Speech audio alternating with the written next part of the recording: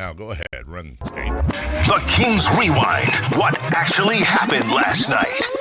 Let's travel together. Brought to you by Revival at the Sawyer.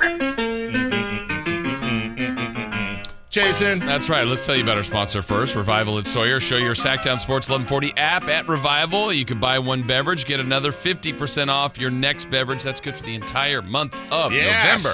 So thank you to Revival at Sawyer. All right, here we go. Two for the price of one here for you. As the Sacramento Kings 5-game road trip began on Friday night in Minneapolis, Minnesota. Oh, God. And then that little picture of you. It was the second matchup between the Kings and the Timberwolves, and it was also an NBA Cup game. The trophy's 12 feet high, and it is glorious. I've seen it. Minnesota certainly made a choice with their cup court, as the floor was a sight to be seen. Well, I mean, how could you not see it? How could you? My eyes, the goggles do nothing. Coach Doug Christie made a lineup switch as Russell Westbrook went into the starting lineup for Dennis Schroeder. What the hell? Russell Westbrook?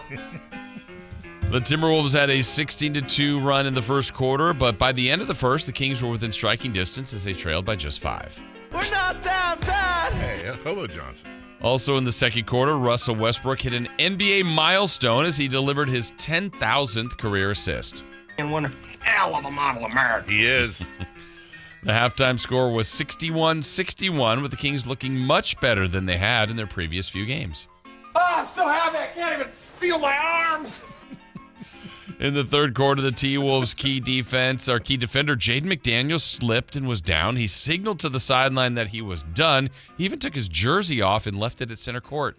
That's simply awful. At some point, we need to have awards for Kings Rewind. For example, is Will Ferrell the MVP?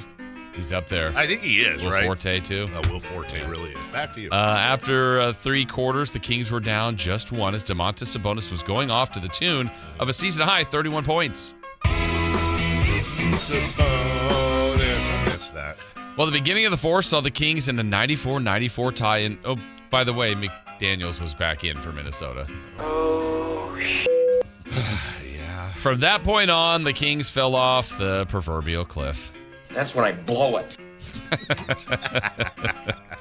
Minnesota beats the Kings for the second time. That dropped the Kings to 0-2 in the Cup and virtually eliminates them from any chance at Las Vegas. Jesus, we worked our whole life, and what do we have to show?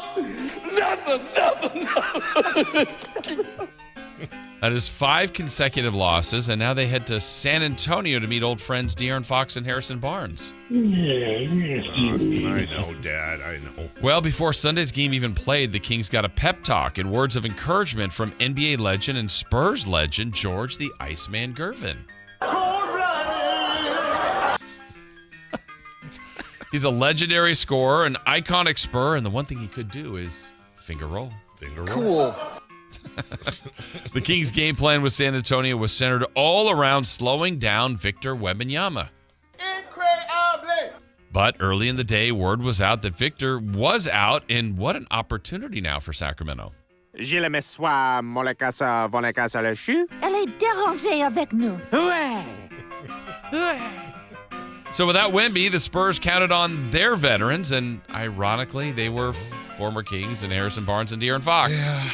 Fragile ego, fragile body, weak mind, weak spirit. Well, the three-point line was a huge weapon for the Spurs as they were connecting at a very high rate.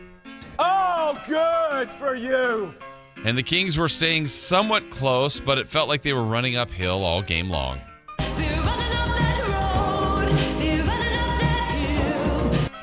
Russell Westbrook hit another milestone as he moved ahead of John Havlicek and Paul Pierce on the all-time scoring list, surpassing a couple of Celtics legends. Face facts, my friend. You're just no longer that good. Will Hunting? Now, how do you like them apples? Well, Kings coach Doug Christie tried a challenge late in the game and lost for just the second time this season. Hey, my name's Paul. This just between y'all. In the fourth, the Kings could never close the gap, and by the end of the day, they lost for the 6th consecutive game and now have a disappointing record of 3-11. Gross. Road trip continues on Wednesday against the defending champs OKC for the third time this season. Chet Holmgren from Gonzaga. Chet Holmgren doesn't even look like a basketball star. He looks like a guy from esports.